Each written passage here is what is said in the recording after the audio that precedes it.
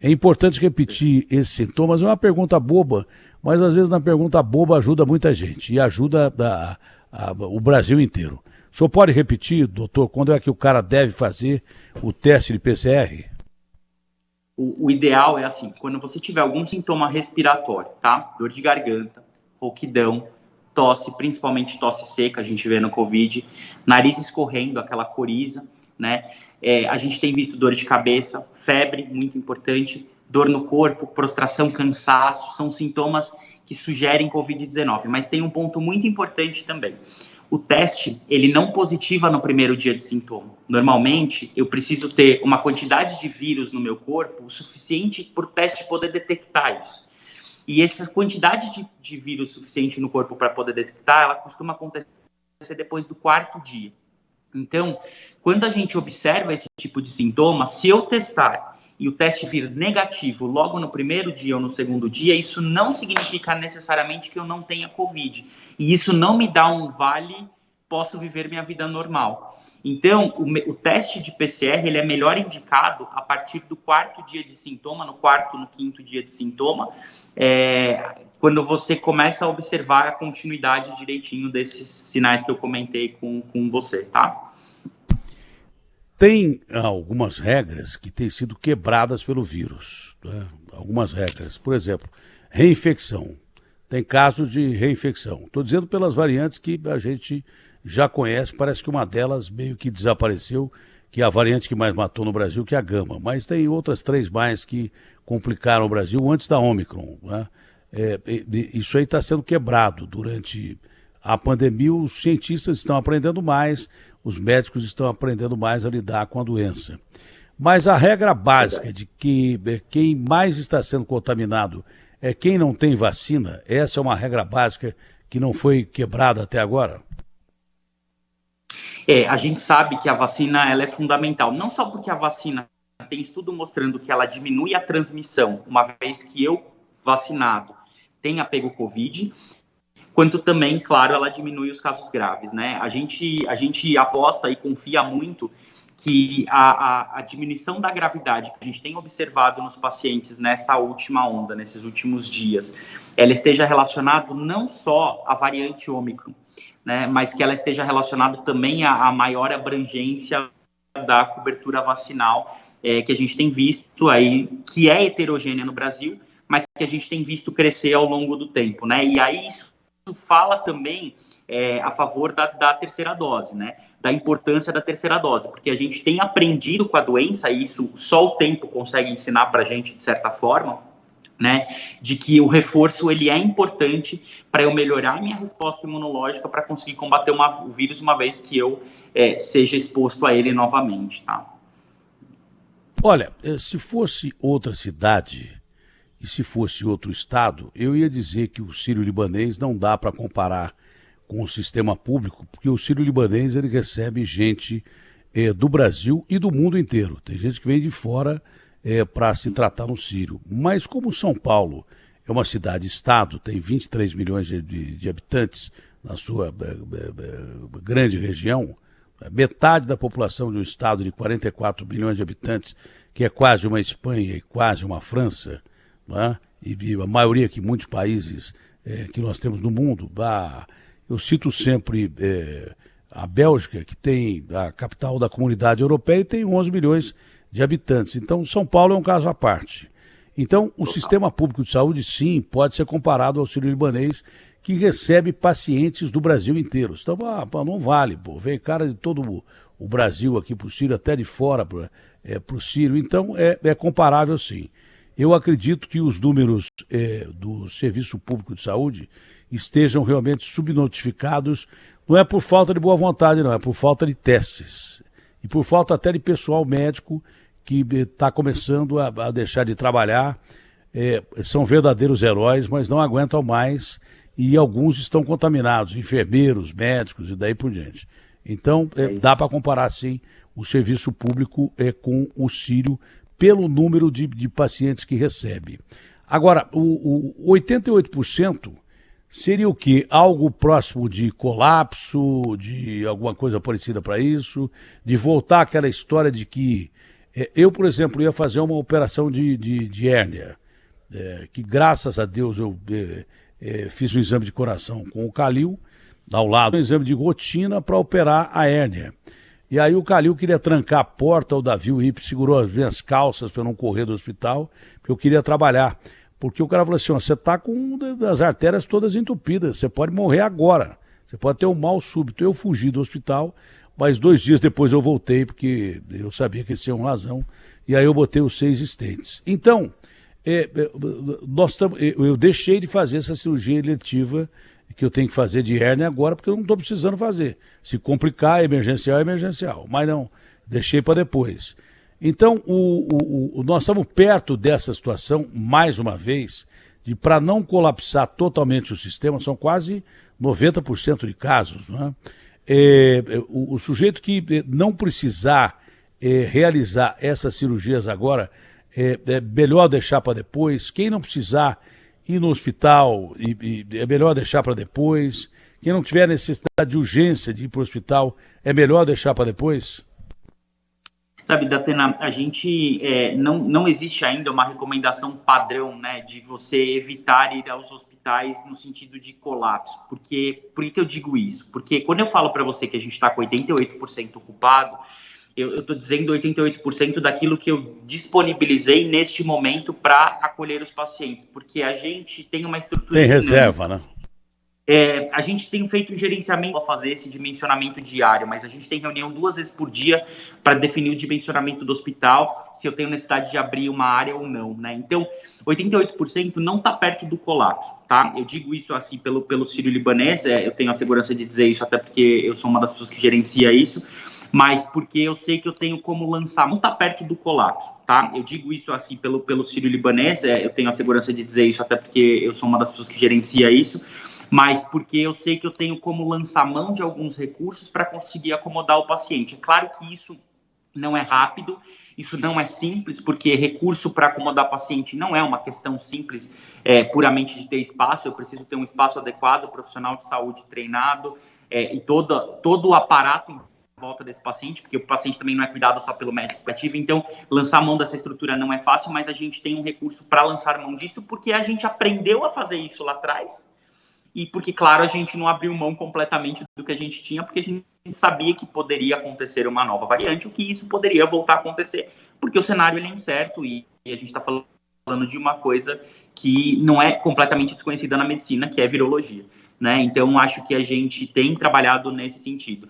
Agora, é claro que se você não precisar se expuser num cenário em que você tem uma alta contaminação das pessoas, é melhor você se preservar, né? Mas isso não significa que pessoas que tenham necessidades clínicas devam deixar de procurar o pronto-socorro ou o hospital.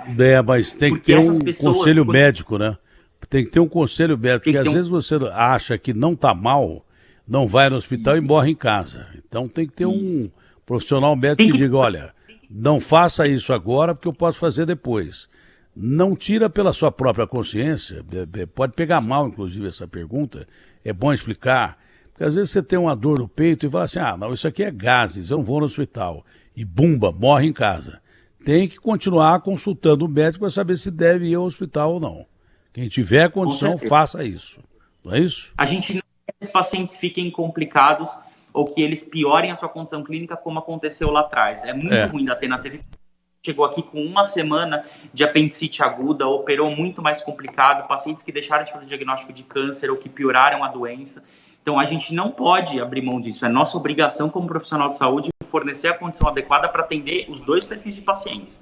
Não confundir cautela com medo de ir ao hospital. Não pode. Isso. Porque às vezes você morre em casa.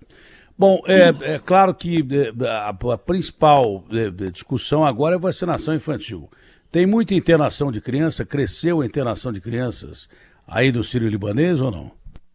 A gente cresceu, sim, a procura no pronto atendimento por síndromes respiratórias gripais, uma boa parte se confirmar a Covid-19, e sim, cresceram as internações de crianças também nos nossos setores pediátricos, né? A gente tem visto internar um pouquinho mais do que a gente estava acostumado a ver, né? É uma população que está menos protegida, infelizmente a vacina ainda não está disponível 100% para todas as crianças e a gente realmente deseja que isso aconteça em breve, né? Porque a gente sabe que o controle da pandemia passa por isso também, não só pela saúde das crianças, principalmente por ela, mas também pela saúde dos adultos, porque as crianças podem ser transmissoras aí da doença, né? Então, é super importante que isso avance o mais rápido possível, mas sim, a gente tem visto internação de criança, que era uma coisa que no passado a gente viu menos. Casos graves, alguns, e alguma fatalidade por causa de Covid? Em criança? De criança, a gente viu alguns casos um pouco mais graves, mas uma boa parte dessas crianças acaba ficando internado na unidade de internação mesmo com sintomas respiratórios, aí tem uma demanda clínica que é tratável de uma forma um pouco mais tranquila e a gente consegue ser feliz e dar alta para essas crianças o mais precoce possível, melhor, num bom estado de saúde. Não tivemos fatalidade, tá? Não teve fatalidade até agora, progrediu para caso mais grave, mas as crianças foram salvas, mesmo porque é o sírio, né? Nós estamos falando do sírio libanês, que Bom, eu sou prova disso. Se eu estou em pé, eu sou prova disso. Aliás, eu não acredito até hoje que eu estou vivo. Mesmo com 6 stents no coração e parecendo o Robocop. E ligando para o Calil a cada 2 minutos, que o Brasil deve ser 500. O mundo bateu quase 4 milhões de casos e sem teste no mundo inteiro. Quer dizer que deve ser muito mais. Eu não sei que cientista falou comigo aqui que acha que hoje os casos por dia de Covid no mundo são 10 milhões. Foi um grande cientista que falou comigo aqui. Eu não me lembro quem. É tanto cientista que fala comigo. Geralmente pessoa burra esquece dos inteligentes, mas um falou que pode ser até 10 milhões de casos por dia. Não é pouco, perto daquilo que, se você considerar que os Estados Unidos apresentaram já 1 milhão de casos num dia, a Europa apresenta isso, pode ser que tenha mesmo 10 milhões de casos. E a gente conhece muito pouco da doença. Houve casos, né, o que eu digo não é um só, mas casos significativos que chamaram a atenção de que a variante Ômicron possa evoluir em pacientes sem comorbidade para doenças mais graves ou para um estado mais grave ou não? A gente, é muito cedo, o que você falou é verdade, ainda a gente não tem um número de casos expressivos, né? O número de casos de pacientes críticos, ele é menor do que a gente veria, talvez, possivelmente numa onda anterior, né? Do que a gente já passou. O que a gente tem visto, Datena, é que a maior parte dos nossos pacientes críticos, internados, eles são mais idosos, eles têm muito mais doenças, são policomórbidas, né? São pacientes com mais doenças, e geralmente eles têm doenças crônicas que a entrada da Covid, ela faz piorar um conjunto de coisas, esse paciente evolui de uma forma mais grave. A gente ainda não viu casos, assim, extremamente críticos, tem casos graves, claro, mas como a gente estava vendo em abril de 2021, aquela leva de pacientes muito graves do ponto de vista pulmonar exclusivo, né? Então, a sensação que a gente tem é que os casos são menos graves, efetivamente, de Covid, piora a clínica por todo o conjunto de doenças que o paciente tenha, né? Não só pela própria Covid, tá? Olha, na África, que foi onde parece ter surgido a Ômicron, houve uma boa notícia que eu até encerrei para passar o Jornal da Band, o meu jornal, com os africanos, cientistas africanos, que têm uma bela base científica, informando que lá os casos já estavam descendo, já estavam caindo. Parece que essa é uma tendência. No Brasil, parece que a gente está subindo para depois descer. É claro que um hospital do tamanho do Sírio, ele trabalha com informações de cientistas do mundo inteiro. Vocês trabalham com uma caminhada para o pico e preveem, se nada de errado acontecer. Foi descoberta agora uma variante lá em Portugal que ela é ainda mais contagiosa do que essa que está aí. E o doutor Nicoleles me disse, Datena, nós temos que torcer para esse vírus continuar do jeito que ele está. Aí sim podemos caminhar, talvez, para um fim de uma pandemia num tempo não muito distante, mas não dá para cravar. Porque se esse bicho aprender a matar mais do jeito que ele contamina, aí é a tempestade perfeita. Mas vocês trabalham com bases científicas do mundo inteiro. Nós estamos num crescente de casos, mas já se prevê, se não acontecer nenhuma intercorrência no meio do caminho, já se prevê uma queda de casos e para quando mais ou menos? A gente se pergunta isso todo dia, porque isso impacta $1 milhão diretamente a pergunta. Pacientes. Essa pergunta é a pergunta de $1 milhão de novo, né? Quando que isso vai diminuir? A gente viu que os países, principalmente europeus, né, eles passaram por um período mais crítico que durou algo em torno de 2 meses e alguma coisa, né? Então é possível, e a gente tem trabalhado com essa premissa, de que pelas próximas semanas ainda, né, a gente tende a aumentar e que a gente fique numa situação um pouco mais crítica pelo próximo mês, 1 mês, 2 meses, talvez 2 meses e meio, que aí a coisa começa a arrefecer novamente. Mas é muito difícil, porque são muitas variáveis no meio do caminho para a gente conseguir articular. Mas a gente tem usado a experiência dos outros países mesmo, assim, quanto tempo mais ou menos, populações mais comparáveis, né, no sentido de imunização, tudo isso, né, a nossa imunização, a nossa taxa de vacinação, ela é boa, ela dá para ser melhor e a gente pede à população que faça isso, que melhore isso, que quem não tomou as vacinas vá tomar, mas a gente se compara com países europeus que passaram por esse momento e a gente acha que está apostando um pouco nesse período aí, algo em torno de 2 meses, tá? Felipe, o meu reconhecimento público, desde o pessoal que faz a parte de limpeza, desde o pessoal que faz a parte da cozinha, desde os apoiadores terceirizados do Sírio, aos enfermeiros queridos e aos médicos, alguns amigos meus, o meu reconhecimento público ao Hospital Sírio-Libanês, que salvou a minha vida por algumas vezes. Aqui fica o meu reconhecimento público e a minha expectativa que um dia o Brasil tenha acesso a essa medicina, que o povo brasileiro, esse é meu sonho, que o povo brasileiro tenha acesso à medicina de capacidade, de qualidade, entre os mais brilhantes do mundo, como o Sírio-Libanês. Vai ser o meu sonho o dia que o país tiver uma cultura adequada, tiver comida na mesa, um teto sobre as suas cabeças e uma saúde igual para todo mundo. Aí o nosso país será realmente o melhor país do mundo. Obrigado e a todos vocês, de uma forma indiscriminada, obrigadão e até a próxima. Obrigado, Datena. Continuamos fortes aí. Vamos lá. Obrigado. Abraço grande. Agostinho Teixeira, não fosse os caras, eu estava morto. Agora, o Brasil melhorou um pouquinho, o SUS melhorou, mas tem que melhorar muito, mas muito. Eu sou favorável a um projeto de lei.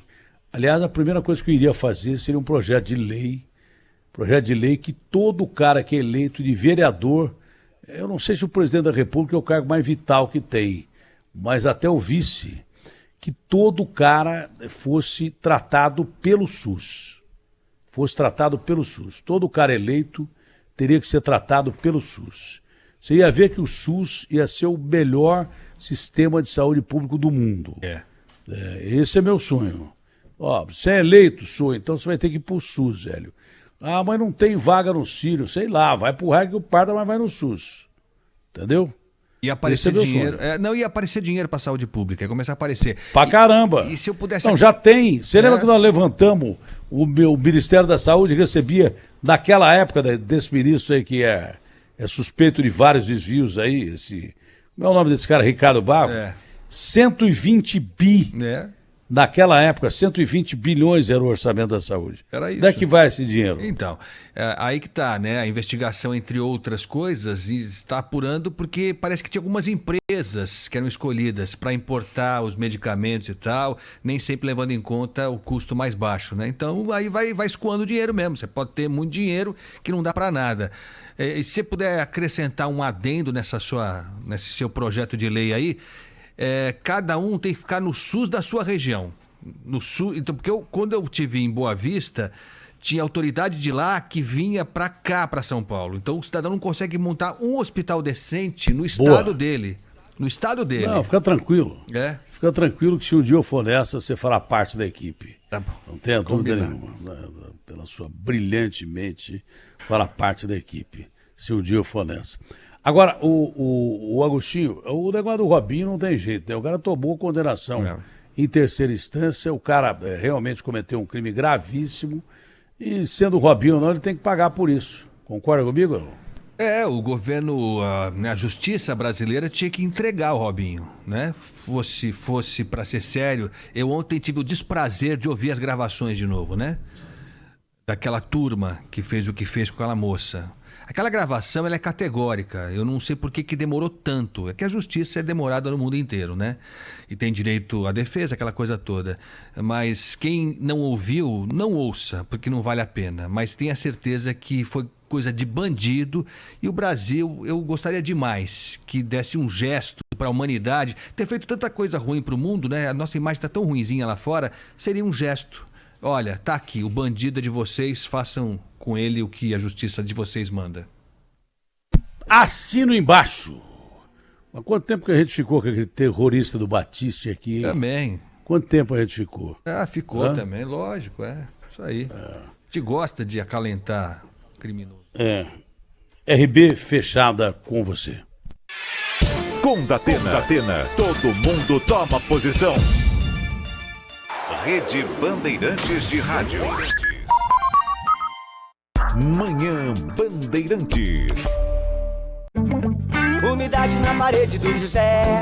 Vou aplicar Bautec Rodapé. Bautec Rodapé? É, rodapé. Sabe aquelas folhas horríveis na parede perto do chão? Só pintar, não adianta não. Bautec Rodapé é a solução. Bautec Rodapé, impermeabilizante é. Bautec Rodapé, impermeabilizante é. Bautec Rodapé. Chega